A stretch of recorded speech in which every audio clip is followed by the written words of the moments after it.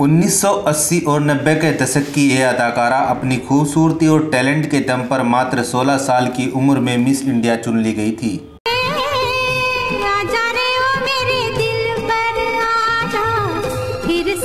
क्या आप ये भी जानते हो, बॉलीवुड में मेकअप वैनिटी वैन की शुरुआत भी इसी अदाकारा ने की थी और इनकी कंपनी के नाम पर ही वैनिटी वैन कहा जाता है।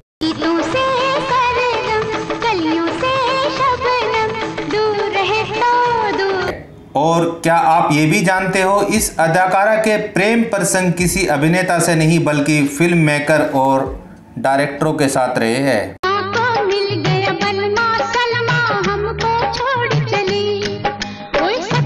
आपको यकीन नहीं होगा, इन्होंने अपने बेवफा पति को सबक सिखाने के लिए अपनी शादीशुदा जिंदगी बर्बाद कर ली थी। मुझे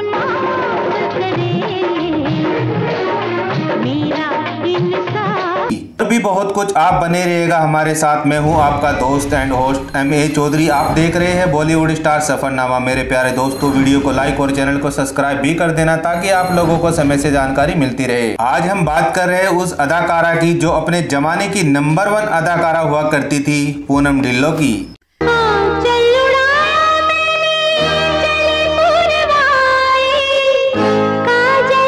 आज हम उनके जीवन की चर्चा करेंगे और जानेंगे इनका फिल्मों में कैसे आना हुआ और अब ये कहाँ रहती है, क्या करती है।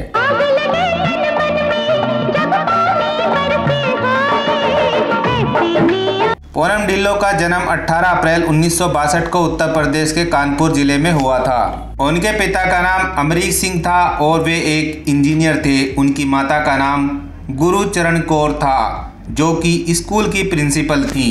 पूनम की बहन का नाम रेशमा ढिल्लों है, वे एक डॉक्टर है और भाई का नाम बलविंदर सिंह था जो कि एक डॉक्टर थे। वे इस दुनिया में नहीं रहे। पूनम की स्कूली शिक्षा चंडीगढ़ के एक स्कूल में हुई और आगे की पढ़ाई करने के लिए पंजाब यूनिवर्सिटी चली गई थी। पूनम बचपन से ही पढ़ाई लिखाई में बहुत तेज थी। भाई बहनों की तरह वे भी एक डॉक्टर बनना चाहती थी, लेकिन उनकी तकदीर में अदाकारा बनना लिखा था। आइए दोस्तों, अब जान लेते हैं उनका फिल्मों में कैसे आना हुआ। पूनम जब 10th क्लास में पढ़ रही थी, उन्होंने मिस इंडिया कंपटीशन में हिस्सा लिया और वे 16 साल की उम्र में ही मिस इंडिया बन गई। उसके बाद फिल्म निर्माता यश चोपड़ा की नज़र पूनम पर पड़ी। 16 साल की उम्र में पूनम की खूबसूरती देखकर उन्होंने अपनी फिल्म त्रिशूल के लिए उन्हें ऑफर दे दिया, लेकिन पूनम ने उस ऑफर को रिजेक्ट कर दिया क्योंकि वे अपनी पढ़ाई को जारी रखना चाहती थी। लेकिन स्कूल और घर के कुछ लोगों ने उन्हें समझाया कि फिल्मों में काम करना बुरा नहीं है। इसके बाद उन्होंने यश चोपड़ा को फोन पर बताया कि मैं आपकी फिल्म में काम करने के लिए रेडी हूँ। ये सबसे पहली फिल्म 1978 में आई त्रिशूल। फिल्म रिलीज होते ही सुपरहिट हो गई और रातों रात वे सुपरस्टार बन गई। उनके पास फिल्मों के ऑफर आने लगे और ढेर सारे ऑफर उनके पास आ गए थे, लेकिन उन्होंने सभी ऑफर को ठुकरा दिया क्योंकि वे मेडिकल की तैयारी कर रही थी। लेकिन फिर उनके भाई ने उन्हें दोबारा समझाया कि फिल्मों में काम करो, अच्छा करियर है, इसी में अपना करियर बनाओ। फिर उन्होंने सन 1979 में आई नूरी फिल्म में काम किया। इस फिल्म ने बॉक्स ऑफिस पर धमाल मचा दिया।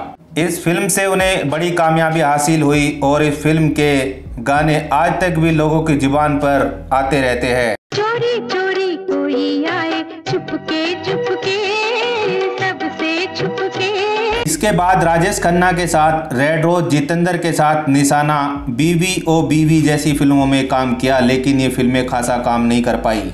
किसकी सराय मुझको बुलाए।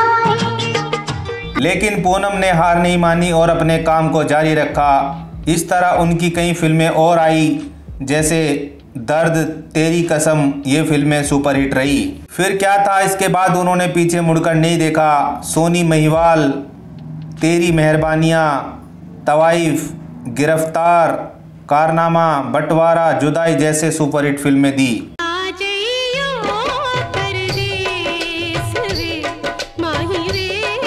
पूनम अब बुलंदियों पर पहुंच गई थी। उनके पास काम और पैसे की कमी नहीं थी।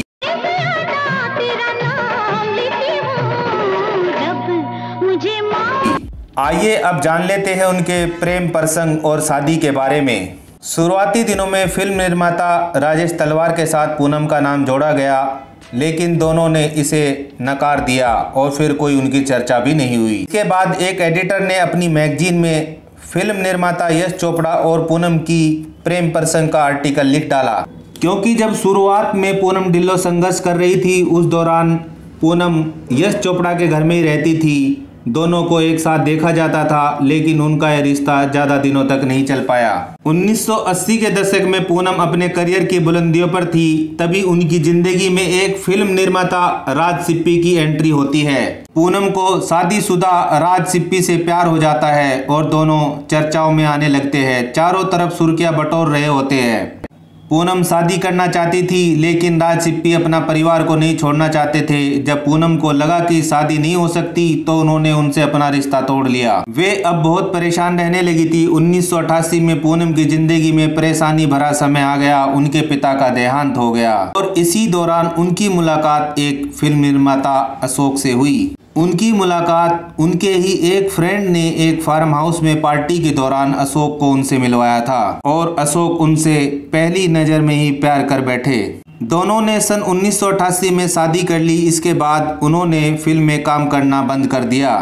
वर्ष 1992 में विरोधी के बाद उन्होंने फिल्मों से किनारा कर लिया और इस शादी से उन्हें 2 बच्चे भी हुए। कुछ फिल्म जानकार ये भी बताते हैं कि सन 1994 में अशोक और पूनम के बीच झगड़े शुरू हो गए थे। पूनम को उनके एक्स्ट्रा मैरिज अफेयर के बारे में पता चल गया था और पूनम उसी दौरान आग बबूला हो गई और बदले की भावना अपने अंदर पैदा कर लेती है। पूनम ने अब सोच लिया था कि वे अपने पति को सबक सिखाएगी। इसी दौरान पूनम की मुलाकात हांगकांग के बिजनेसमैन से हुई और इसके बाद उनका उनसे अफेयर भी चल गया।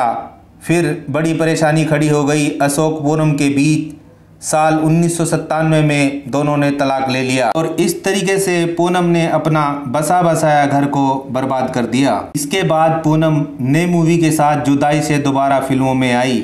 छोटे पर्दे पर भी काम किया। जी टीवी में अंदाज में काम किया। 2009 में बिग बॉस में भी वे एज ए कंटेस्टेंट नजर आई।